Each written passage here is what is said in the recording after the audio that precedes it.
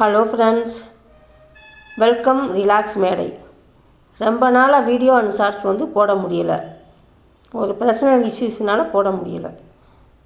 இப்போ புருவத்தில் முடி அடர்த்தியாக வளர செய்ய வேண்டிய செயல்கள் என்னன்னு பார்ப்போம்.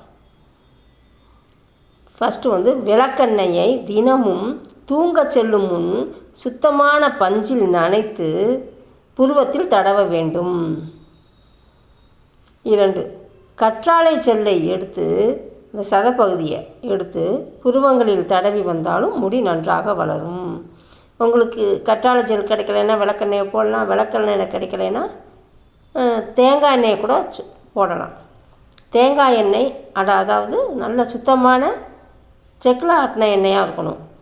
தேங்காய் எண்ணெய் அல்லது ஆலிவ் ஆயிலை பஞ்சில் நனைத்தும் தடவலாம். செய்யக்கூடாத செயல்: அடிக்கடி த்ரெட்டிங் அல்லது ப்ளக்கிங் செய்யக்கூடாது. இது முடியின் மயிர்கால்களை பலவீனப்படுத்தும் அல்லது சேதப்படுத்தும். அடிக்கடி த்ரெட்டிங் ப்ளக்கிங்லாம் செய்யக்கூடாது. பாய்.